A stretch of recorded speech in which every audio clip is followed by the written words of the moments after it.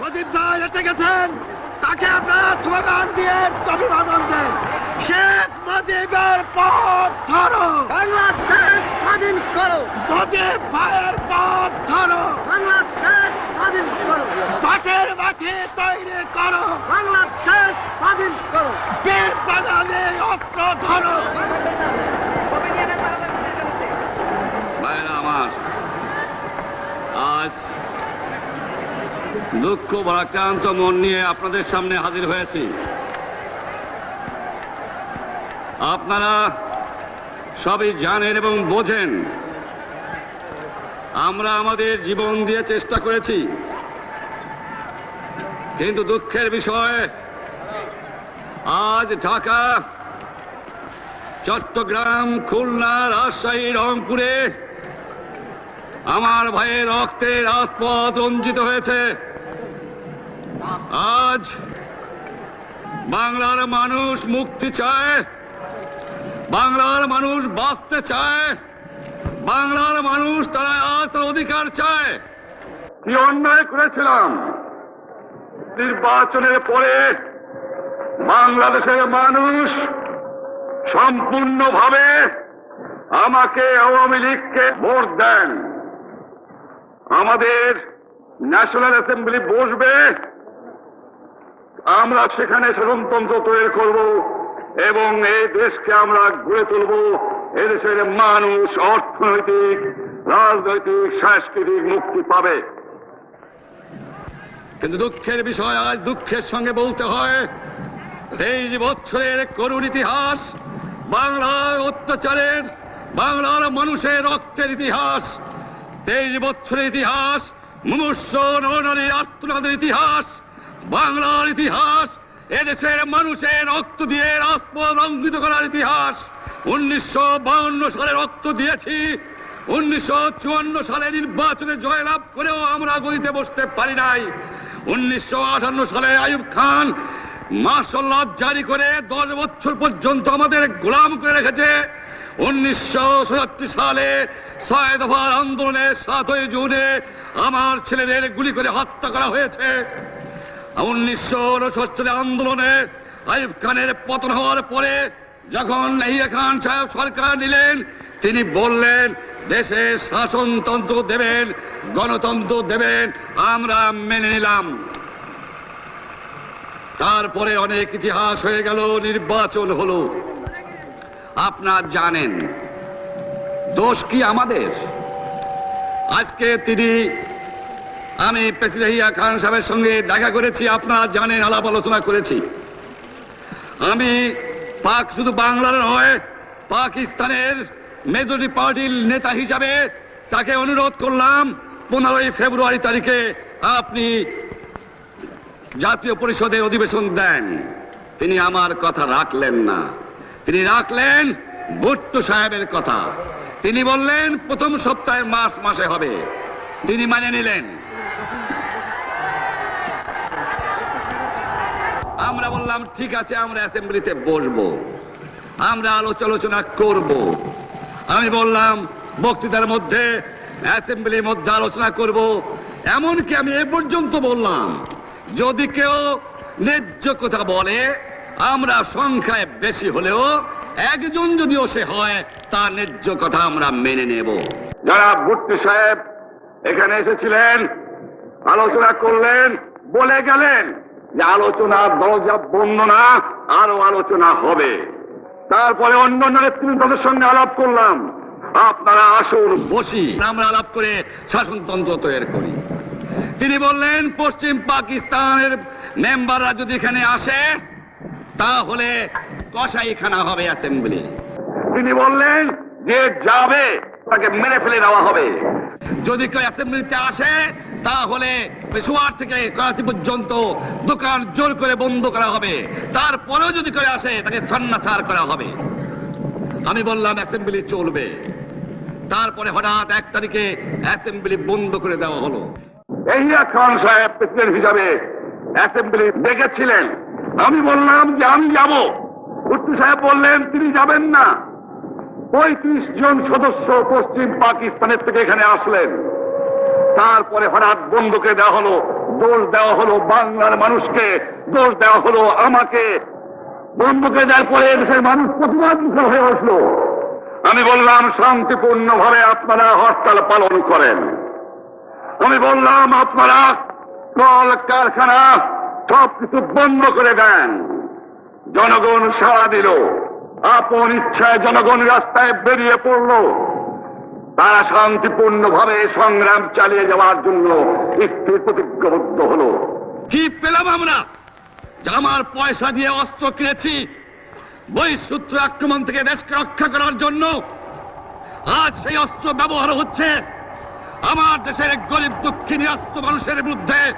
তার বুকের উপরে হচ্ছে গুলি। আমরা পাকিস্তানের সংখ্যাগুরু, আমরা বাঙালিরা যখনই ক্ষমতায় যাওয়ার চেষ্টা করেছি, যখনই এদেশের মালিক হবার চেষ্টা করেছি, তখনই তারা আমাদের উপর ঝাঁপিয়ে পড়েছেন। তারা আমাদের ভাই। আমি বলেছি তাদের কাছে এই কথা যে আপনারা কেন আপনার ভাইয়ের বুকে গুলি মারবেন?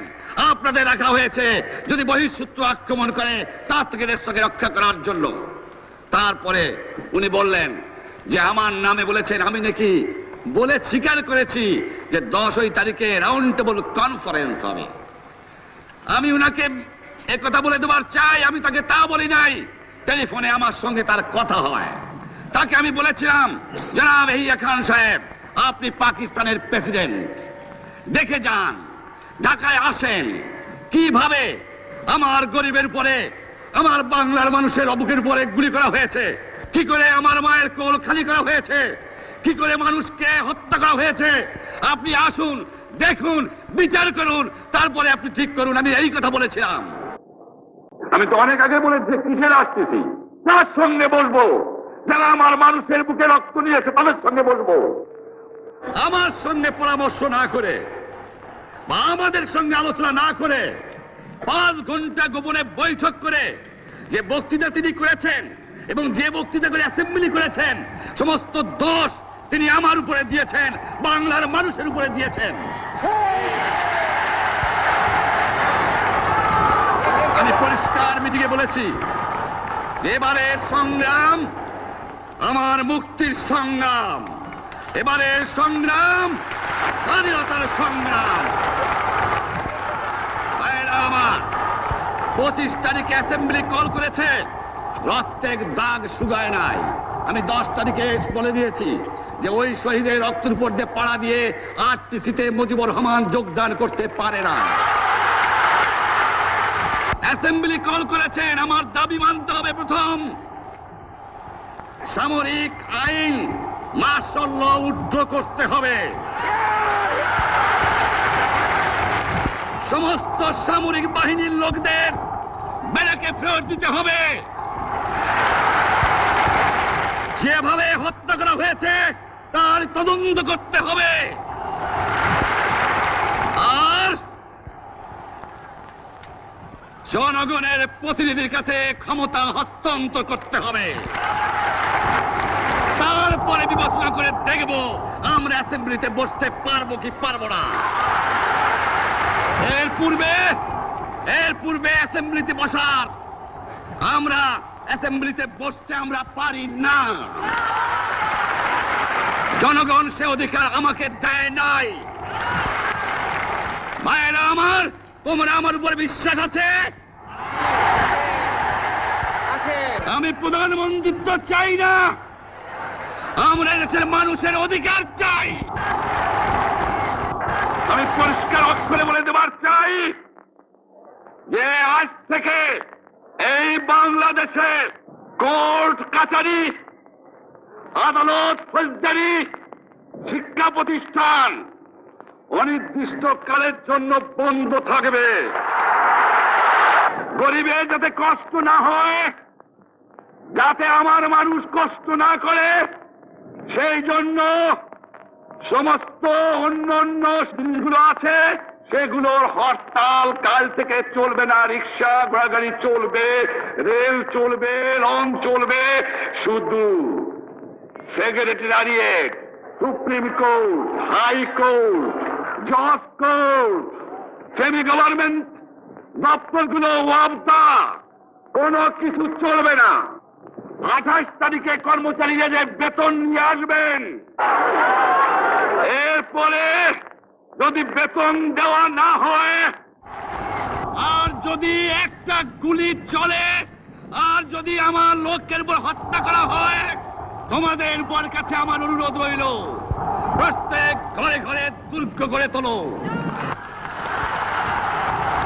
তোমাদের যা কিছু আছে তাই নিয়ে শত্রুর মোকাবেলা করতে হবে,